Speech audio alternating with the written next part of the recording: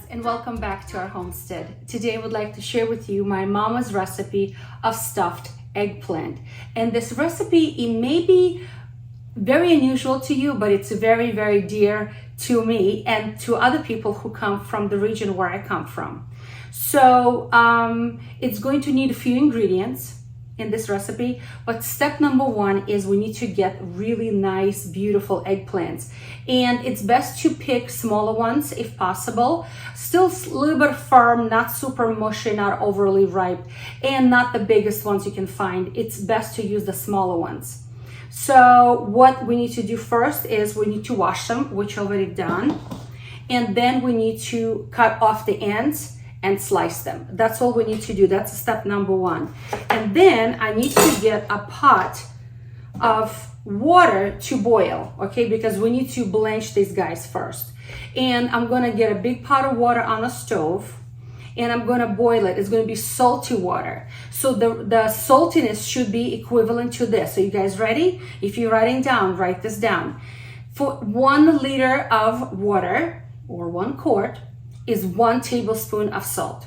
All right, so sometimes people ask me, well, Mama Lil, you say that the recipe calls for a cup or a half a cup or of whatever, but I see you using much more. It's because, my friends, I have a big batch to make, but I'm telling you what you need for a smaller batch. For a smaller batch, that's what I'm going to be telling you, but I'm showing you in a bigger quantity because I always cook in bigger quantities. So first things first, I need to put this water on the boil and blanch these guys. So I cut off the end. I didn't show you how I'm going to cut, and I need to cut like a pocket, all right, like a pocket inside of it. So I'm not going to cut all the way through. I'm just going to slice it in the middle halfway through. Okay, and that's what I'm going to be doing with all of them. All right, just cutting off the tip and slicing the middle, but not all the way through, just creating a pocket inside. All right, this is the simple part. So here I have 7 quarts or liters of water, and I need to add 7 spoons of salt. 2, 3, 4, 5, 6, 7 spoons of salt, okay?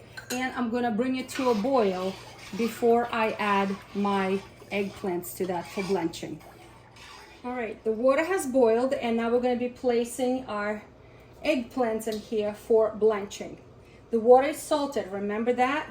All right, and it's nice and salty. So it's gonna take about 10 minutes for them to blanch, and it's important that they're all covered with water. If I have to do in 2 batches, I will, because not all of them fit, because I see, well, let me see, actually, maybe we can fit this guy. Hopefully he'll fit. And I'm just gonna boil them for 10 minutes. All right, after 10 minutes, they are perfectly blanched. And what they are, they're not fully cooked all the way through, but they are soft, very much soft. And now I need to strain them. So the straining process is going to be like this. I'm going to put them in some sort of a strainer, okay? And we need to make sure that not just the liquid comes out, but extra liquid that is inside of the eggplant drains out as well. Okay, so they're nice and soft.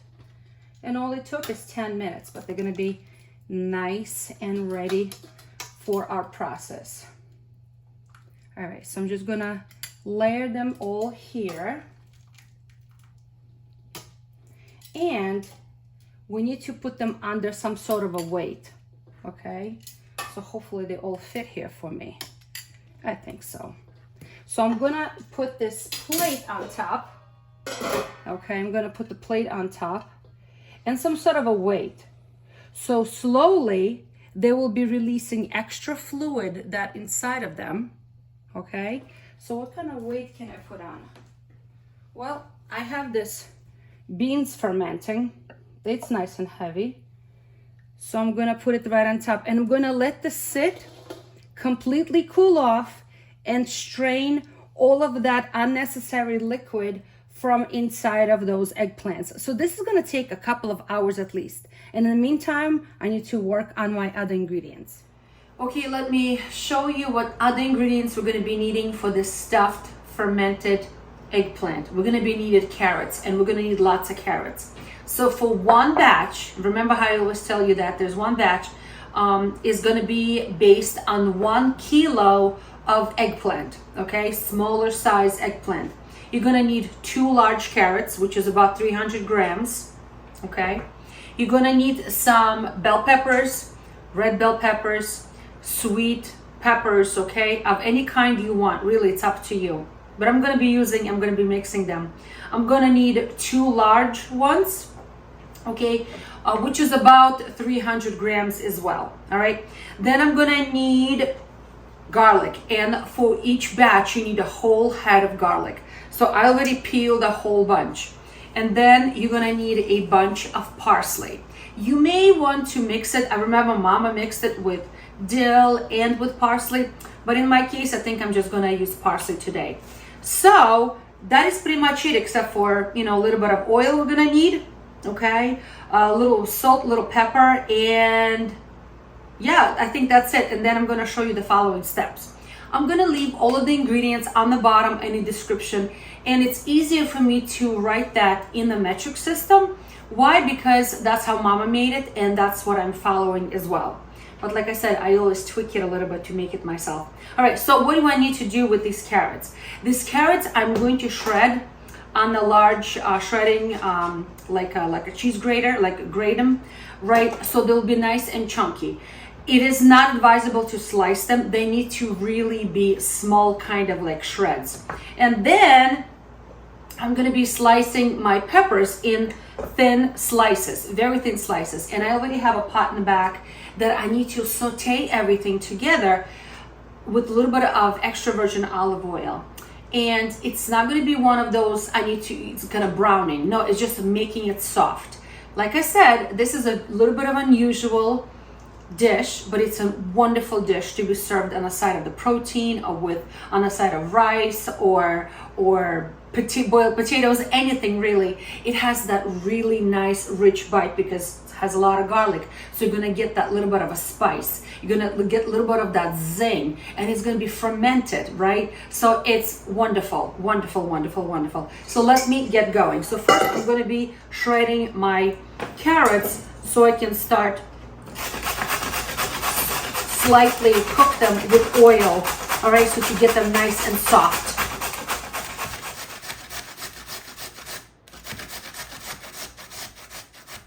The next step, we're just going to be cutting up these peppers, and I have a mixture of green bell pepper, red bell pepper, and I have some of these sweet small little banana peppers. And also, if you like, you can throw in a little spicy pepper or a little chili pepper. It's really, you know, up to taste. So I'm slicing this nice and thin. So I will quickly cook them in olive oil along with carrots while the eggplants are sitting there and draining. So I've decided to make this recipe, even though I have not made this in quite some time, because I have a lot of eggplants right now, and I just remembered that my mama made it back home when I was growing up. See, my mama was Russian. She was born in a small Russian village, deep, far away in no man's land. But when she was young, about 16 years old or maybe 17, she, by the grace of God, was able to flee that village and move to Crimea, to a city of Kerch on the Black Sea, where she started studying as an apprentice, as a seamstress. All right. And I don't know if you guys know this, but there is a quite large population in Crimea, population of the special ethnic group called Crimean Tatars. And they are a Muslim nation, wonderful people, and their cuisine is absolutely amazing. So one of Mama's neighbors loved my mama, and she was a Crimean Tatar lady who absolutely loved my mama, and she shared many stories. And Mama said that even though my mama was a Christian woman and that lady was a Muslim lady, but they had so much in common as far as you know, the love for the families, loves for the for cooking, and both religions did not have it easy with the former Soviet Union regime, because they were persecuted, both. It didn't matter what faith the people were of, whether it was Jewish faith, a Muslim faith, a Christian, did not matter. There was a great persecution against people of faith. So maybe that's why they bonded over cooking together. And that lady, the next door neighbor, she taught my mama to cook many recipes that involved this beautiful Mediterranean peppers and tomatoes and eggplants. Because see, mama grew up in a very, very cold Russia, and not many things grew there except for potatoes and onions probably. So her cooking skills were quite limited at that time, but living in Crimea, she learned this amazing dishes, and then she cooked at home, and I watched and I learned. So this is very similar to my mama's, but like I said, I just tweaked it a little bit, maybe a little bit less of ingredients, a little bit more, but that's what I'm doing. And the whole kitchen right now, it smells like fresh peppers. It's just something that you cannot get when you buy vegetables from the supermarket, but when you get them from the garden, it's just so fresh and so fragrant. So I'm just slicing, and again, you know, I have a lot. Why? Because I cook a big portion, and this is the little tops. If you have been following me for some time, you know I always save those tops. I never throw them away, because that's wasteful in my opinion. And when you come from a culture where there was a need for food and it was very expensive or not even possible to come by, we learned to save and be frugal with our food. So that's why I always save the caps of my bell peppers.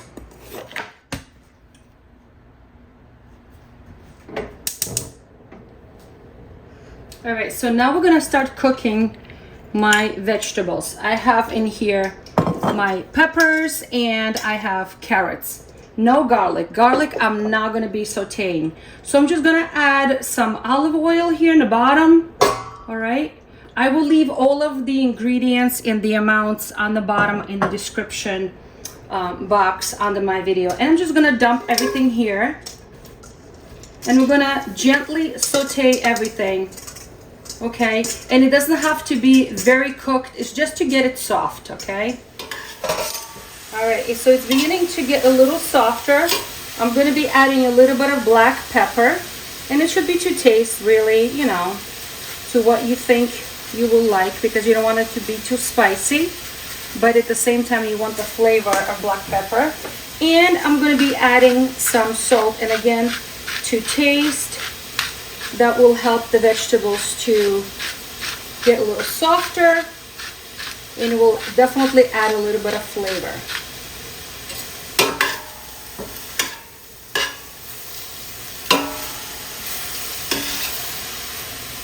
Okay, let it keep sauteing very gently for the next few minutes.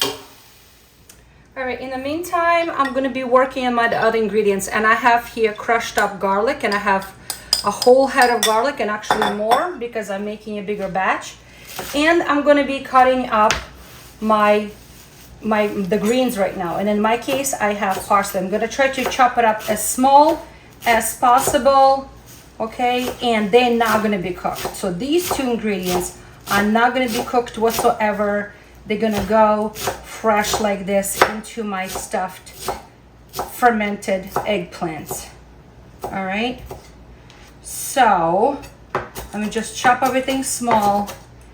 All right, and I'm gonna mix everything together with the garlic. I'm not gonna throw away the stems. You guys know me, but that I don't throw away the stems. I put them in my freezer bag, and then when I make a chicken or beef or any other bone broth or chicken broth or beef or whatever, I always add something else. And in my case, I do try to add the stems of my herbs, okay? So let me just chop it all up. In the meantime, my vegetables cooked nicely. They're still al dente to bite, but they're much, much softer, and I'm gonna let them completely cool off. Okay, so this is cooling off nicely. And now to this, I'm gonna be adding the parsley and the garlic. All of that beautiful stuff goes in here. And this will be my filling, okay?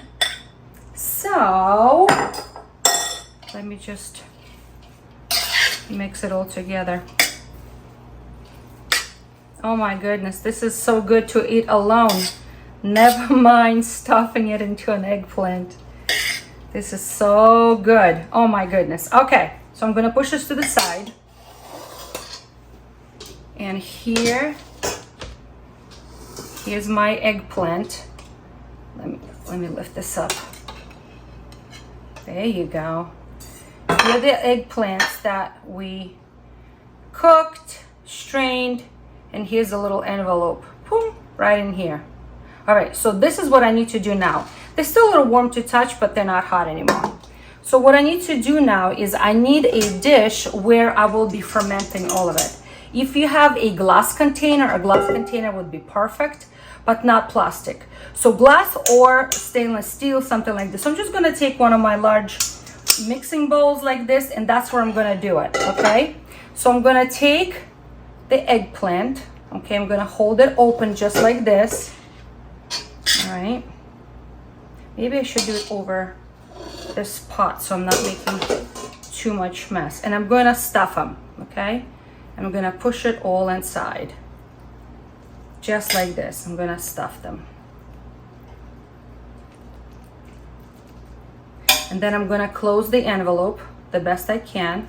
I remember Mama used to actually use like butcher thread to actually close them, but I'm not gonna do it. I'm gonna do just like this, and I'm gonna put it into a bowl just like this, okay? And I'm gonna keep stacking on top of each other. I'm gonna take the next one. This one is cut a little bit too open, but it's okay. It's gonna work beautifully. All right. Close it the best you can. And again, it's gonna go on the bottom of the, all right, and I'm gonna keep stacking them on top of each other. All right, let's do the next one. So you may ask me, how is this going to taste? Well, the taste that comes out of it is definitely has a little bit of zing because it has all this garlic and has a little bit of hot pepper, but not much, okay? And because it's going to ferment naturally without vinegar, it's going to create its own kind of like a vinegary taste because it's going to be fermented, all right? And it's going to be nice and juicy. To serve it, we usually take it out from the container when it's done fermenting and it's nice and cold. We slice them into thick, very thick chunks and serve them on the platter on the table, okay? So this fermentation, let me put a little bit more here. This fermentation is going to begin on my kitchen counter. After I put them all together, all right, and they're going to all be stacked in this large mixing bowl like this, all right? I'm gonna push it down. I'm going to make a brine. I'm gonna make a brine consisting of salty water, and I'm gonna throw in some peppercorns in that, and some juniper berries, and some bay leaf, because bay leaf always tastes good in fermentation. All right, so this one is not cooperating with me. Give me a second. All right. Now you could wear gloves if you wanted to, but because I'm making it for myself and for my family, I'm not wearing gloves. All right. Maybe I should be closed in like a little envelope. It's gonna go here. And that salty brine is that's what's gonna help to assist the fermentation process, okay? After a few days fermenting on my kitchen counter, and if it's very hot days, it should be done fermenting in about 3 days. On a cool days, or if you have air conditioning running, the chances are that fermentation will be a little slower. So maybe 5 days. All right, and then after that, I'm just gonna transfer it to the refrigerator where it's gonna sit and wait for me to be eaten, okay? And it can be stored in the fridge for a while. I mean, trust me, it's not gonna last. It will be gone within a month, okay? But it can be stored in the fridge, no problem, for about a month, I should say. Okay, fermented. All right, just like this, just like Mama used to do. All right, just go inside, buddy, go inside. Everything nice in the envelope.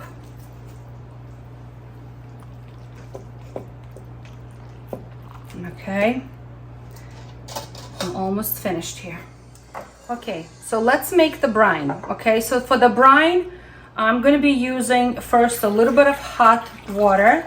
This is literally just boiled, and just a little bit, because I'm going to be measuring how much brine I need in here. So for each cup of water, I'm going to be using 1 teaspoon of salt. So I just poured a little bit of boiling water to the bottom, and it's going to help me to dissolve the salt. So 1, 2, 3, 4, 5. So let's dissolve this salt. Okay, and now I'm just gonna top off with cold water to make a total of 5 cups. Where are my cups? Yeah, 5 cups. All right, so I have the brine ready. All right, so to this, I'm gonna be adding some bay leaves. All right, and you can use as little as you want to, as much as you want to. I'm gonna probably use about 4 because they're kind of smallish. I'm gonna use 4. 1 in here, and I'll throw one baby one here. Then I'm gonna be taking some peppercorns, just a few, and I'm just gonna sprinkle about. This is gonna add a nice flavor. And then I'm gonna do the same thing with my juniper berries, just a few, not counting, 5, 6 or so. And I'm just gonna throw them around as well. And I'm gonna add the brine. It's cold brine right now. I need to make sure that everything is covered. All right, so, all right. So what's gonna happen is there's gonna be more liquid being created. So I need to store this under weight. Let me add a little bit more liquid.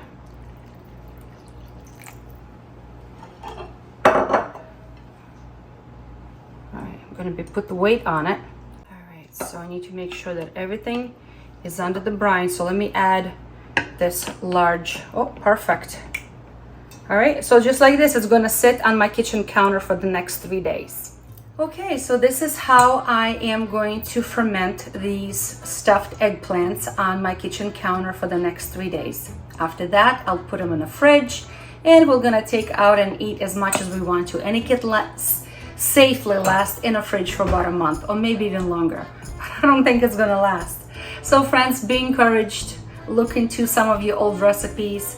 Look into who's living next door to you, your neighbors. Maybe they have some awesome recipes to share, because this recipe was shared to me by a beautiful neighbor back in Crimea, back in 1950s. So friends, be encouraged and try something new.